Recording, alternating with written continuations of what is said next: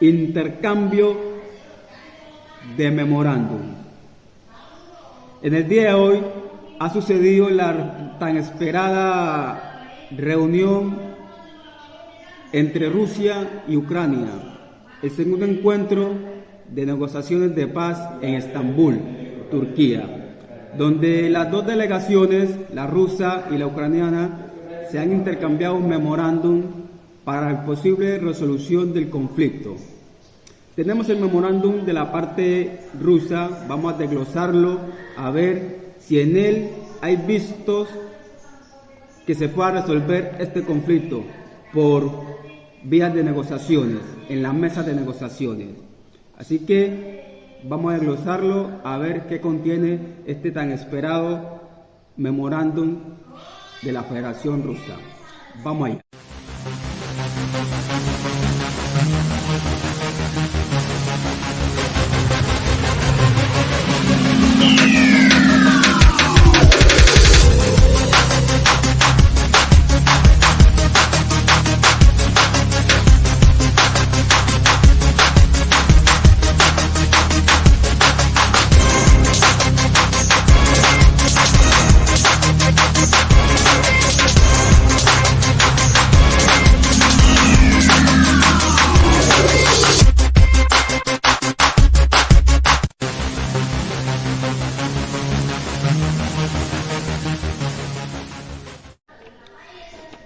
Pues sí, mi gente, en el punto 1 del memorándum de la Federación Rusa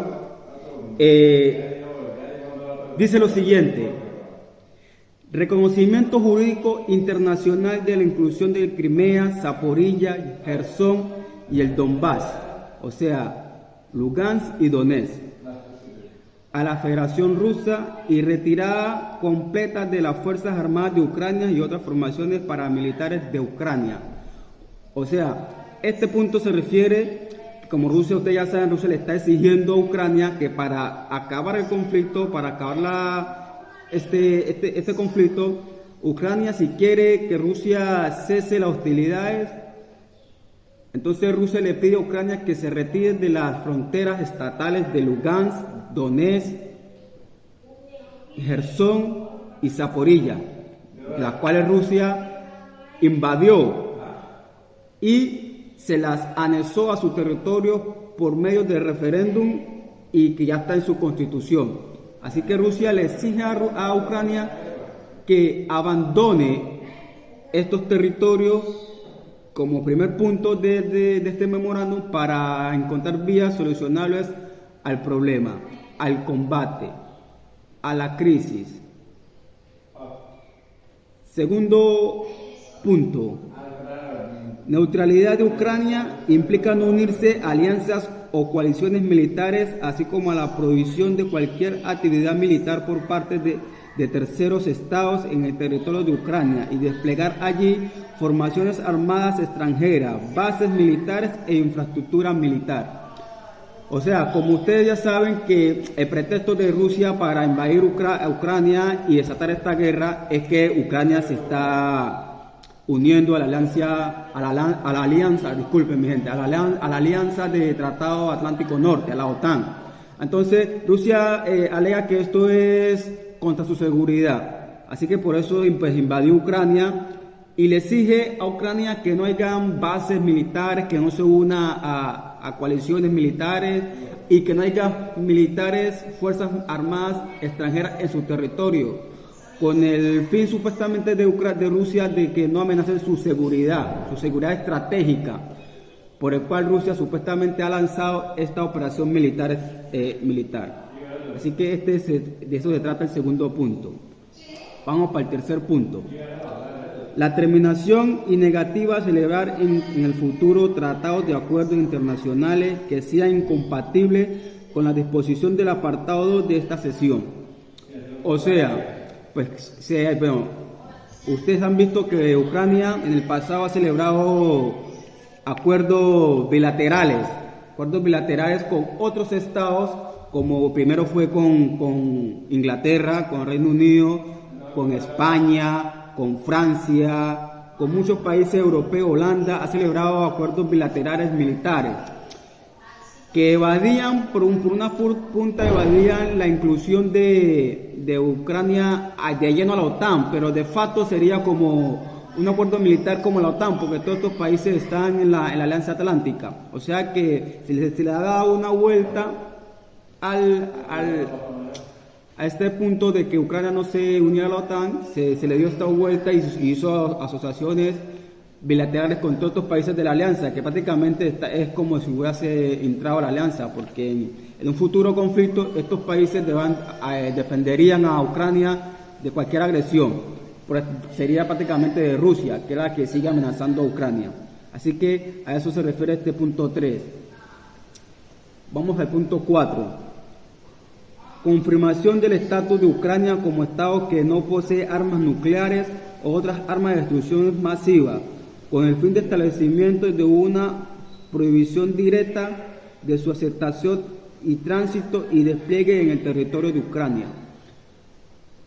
Esto porque Ucrania también hemos visto que ha reclamado que quiere armas nucleares para disuadir a Rusia de agresiones y para defenderse.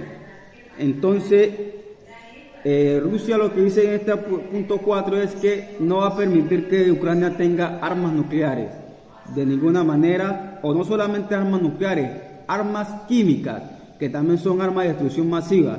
Porque un arma de destrucción masiva no solamente es que mate a toda una población, sino que mate una cantidad masiva, como valga la redundancia, que mate un determinado número alto de población. Entonces, como armas químicas, porque Rusia ha acusado a Ucrania de usar armas químicas en campos de batallas. Pues eso no se ha comprobado, pero Rusia la ha acusado a Ucrania de estas acciones. Vamos al punto 5. Establecimiento de número máximo de Fuerzas Armadas de Ucrania y otras formaciones militares de Ucrania. El número máximo de armas y equipos militares y sus características admisibles y disolución de formaciones nacionalistas ucranianas dentro de las Fuerzas Armadas y de la Guardia Nacional. Este es un punto que siempre se impone al perdedor de un conflicto.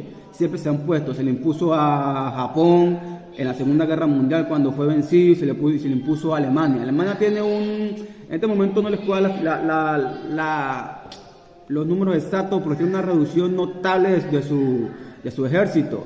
Alemania tiene prohibido tener cierta cantidad, a lo mismo que Japón, porque han sido países guerreristas en el pasado. Entonces se le aplica, se le impone un cierto número de efectivos y de equipos militares para que en el futuro no agredan a otros estados. Así que eso es lo que está pidiendo Rusia, una reducción de formación militar. No sé, se dice que los números de efectivos ucranianos son alrededor de 700.000, 800.000 militares. Y Rusia, pues prácticamente Rusia estaría pidiendo como un número no testimonial, pero un número alrededor de los 80.000, o sea, un 90% prácticamente de reducción de la Fuerza Armada de Ucrania está pidiendo Rusia, según lo que se filtran en las noticias. Y así mismo también el número de equipos militar que pueda hacer daño a la Federación de Rusia, como ustedes ya saben, equipos como misiles de largo alcance, que puedan ser más de 300, 500 kilómetros. Entonces a eso se refiere Rusia, no solamente a eso, también se puede a artillerías también, que artillerías de cierto alcance que Rusia no quisiera que Ucrania tuviera en un futuro después de la resolución del conflicto. Así que a esto se refiere este punto. Y lo otro también es que pues sabemos que Rusia acusa, y vemos también en las noticias, que hay una formación en Ucrania nacionalista, patriotas, que son nacionalistas, que buscan, que aman a su patria, como en todos los países, grandes potencias. Hay grupos nacionalistas y hay grupos que no son tan nacionalistas. En este caso, Ucrania, tenemos un grupo nacionalista que Rusia acusa que son de nacionalistas, nazis, que fueron en su pasado colaboracionistas de los nazis en Alemania, y que en este momento pues que están revividos, y que Rusia no quiere que en el futuro haya estas formaciones, estos grupos en el ejército ucraniano, porque supuestamente Rusia alega que estas formaciones son las que una y de otra manera no aceptan la resolución pacífica del conflicto. Bueno, vamos al punto 6. Garantizar todos los derechos y libertades e intereses de la población rusa y rusoparlante, otorgar el idioma ruso y el estatus de la lengua rusa oficial. Bueno, en este punto 6 vemos que, como en el inicio de la invasión de Rusia a Ucrania, en un arranque de acciones para detener a la Federación Rusa, al ejército ruso, Ucrania se vio invocada a realizar unas acciones en las cuales puso como, incluso fueron acciones legislativas, como prohibir el idioma ruso, expulsar a todos los rusos de Ucrania, en fin, una serie, acabar la iglesia ortodoxa rusa en Ucrania. Y todos estos derechos lo que Rusia le pide a Ucrania, que deje que los ciudadanos rusos parlantes se expresen en su idioma, y que el idioma ruso siga siendo un idioma oficial, no que sea el primero o el segundo, que sea un idioma oficial, que se pueda hablar sin restricciones, porque en Ucrania se ha prohibido hablar en ruso a la población que habla ruso, y tenemos en cuenta que la población rusa en Ucrania es alta, y el idioma oficial de Ucrania, el que más se habla, es ruso. Incluso los mismos ucranianos hablan ruso. Así que esto es un punto para tener en cuenta. Bueno, vamos al punto 7. Prohibición legislativa de la glorificación y propaganda del nazismo y del neonazismo, y de la disolución de organizaciones y partidos nacionalistas. Esto prácticamente es lo que decía en el punto anterior, en el punto 5. O sea, prohibir partidos nazis o que tengan afinaciones con glorificaciones nazis. O sea, sabemos que hay un cierto grupo de políticos en Ucrania que son patriotas, que defienden a Ucrania, que se ven diferentes de los rusos. Aunque los rusos digan que son iguales, que hay ciertos ucranianos también que dicen que los ucranianos y los rusos son iguales, que son una misma familia, que son un pueblo hermano. Pues algunos ucranianos no lo ven así, se ven diferentes, se ven distintos de los rusos. Así que algunos grupos son nacionalistas, que son, no sé si llamarlo nazis, pues yo sé que son nacionalistas, que siguen su rumbo diferente de Rusia. Así que Rusia, y que hay grupos que, como el sector derecho, que es un grupo bastante nacionalista, no sé si nazi, a mí me cabe esa calificación, pero sí son bastante nacionalistas, fervorosamente nacionalistas. Vamos para el punto 8.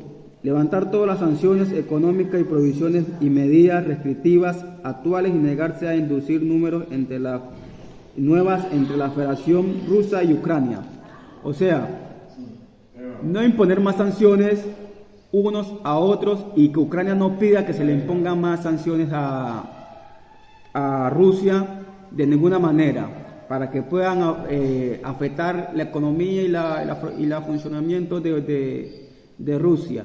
Así que en este apartado 8, Rusia pide que levantar todas las sanciones entre Rusia y Ucrania, no las que han puesto la Unión Europea, lo que han puesto Estados Unidos, porque este tratado es entre Rusia y Ucrania.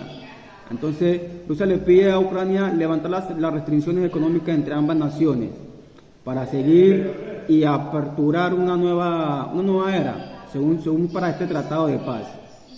Vamos al punto 9. Resolver una serie de cuestiones relacionadas con la reunificación familiar y las personas desplazadas. Pues sí, vimos que en la rueda de prensa que dio en la parte ucraniana y la parte rusa, se acusaron mutuamente Ucrania acusó a Rusia de haber secuestrado 20.000 niños ucranianos.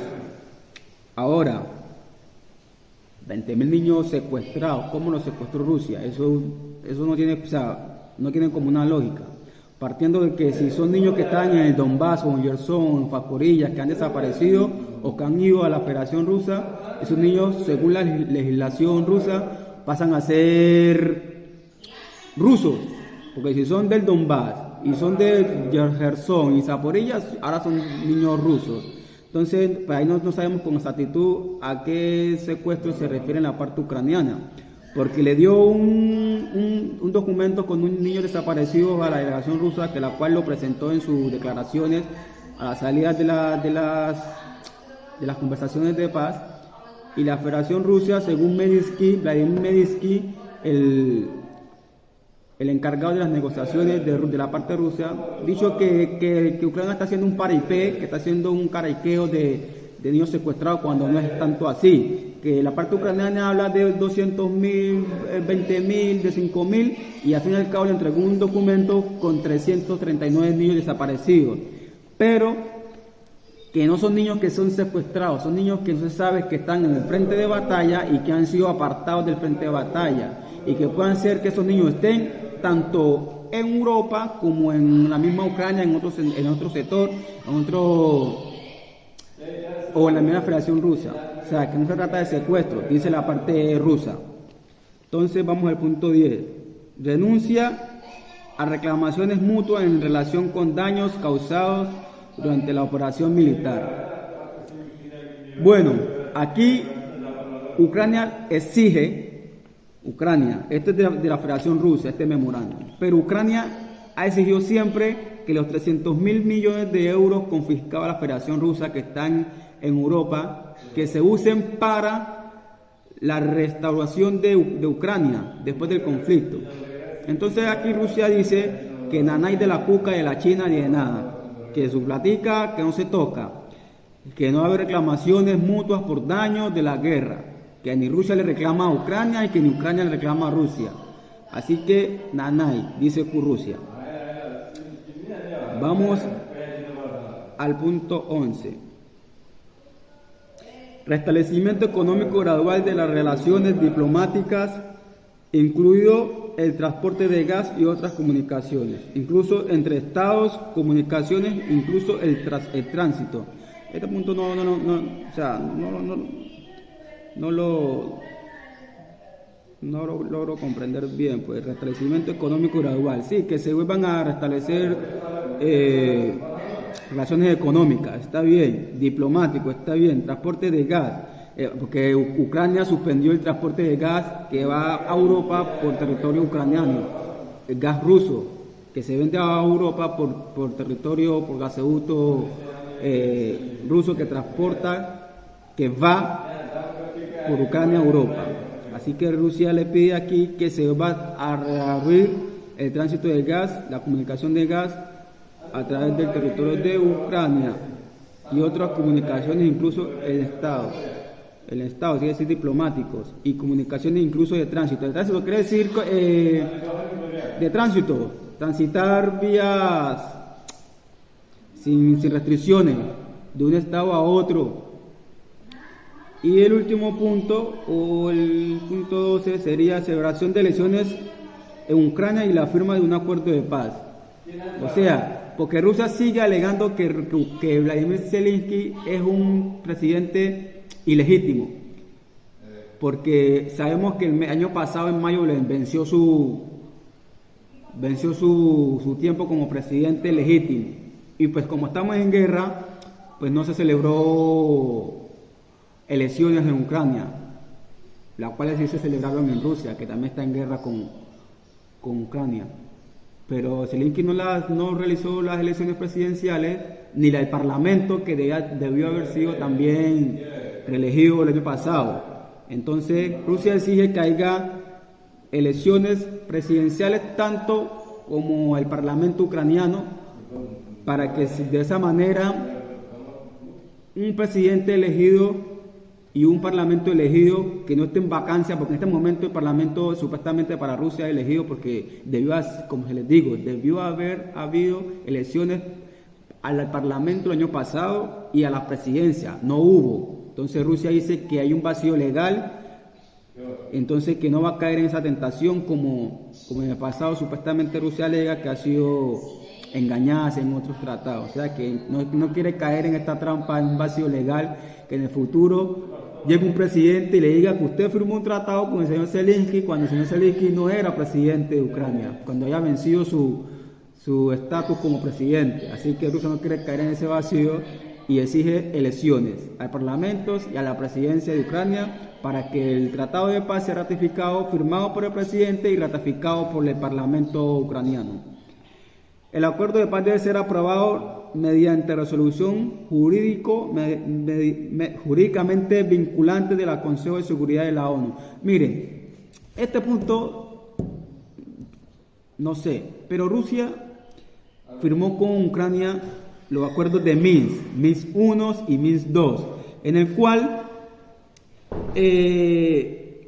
Rusia se queja de que ha sido engañada. Pues obviamente vemos que fue engañada porque la misma Angela Merkel, canciller alemana, confesó que los acuerdos de Minsk 1 y Minsk 2 fueron para darle tiempo a Ucrania para que se rearmara y combatiera después con Rusia y recuperara sus regiones del Donbass.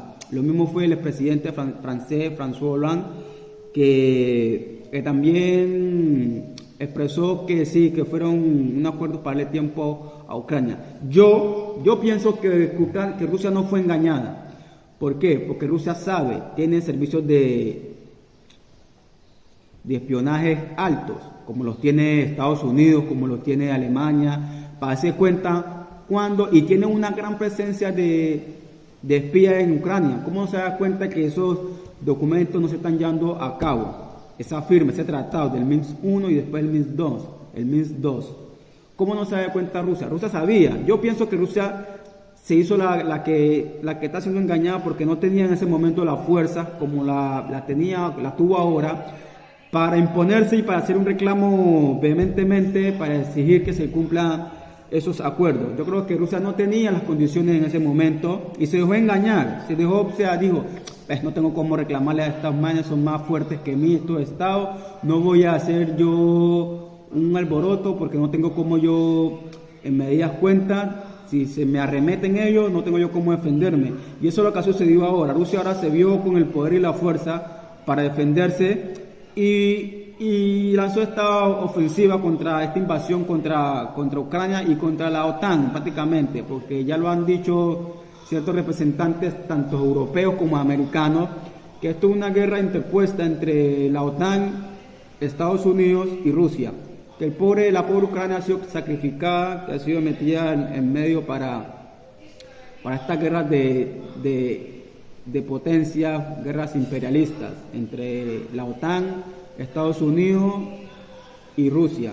Así que este punto, como le digo, porque a lo que iba, que el acuerdo Minsk 1 y Minsk 2 era ratificado por el Consejo de Seguridad de la ONU y aún así fue violado. Entonces, ahora Rusia vuelve y pide que este nuevo tratado sea vinculante al Consejo de Seguridad de la ONU, donde son 15 sillas, 15 puestos, 5 estados que son permanentes, que es Rusia, Estados Unidos, China, Francia e Inglaterra, que sí tienen sillas permanentes en el Consejo de Seguridad de la ONU y tienen derecho a veto. O sea que un veto de cualquiera de ellos no es admisible cualquier resolución que se quiera sacar adelante. Así que este punto de la Federación Rusa, dejémoslo ahí. Así que, mi gente, fue el memorándum de la Federación Rusa a Ucrania y a la OTAN, porque esta es una guerra entre Rusia y la OTAN, Estados Unidos, donde está por medio Ucrania. Así que, chao, nos vemos a la próxima. Bye.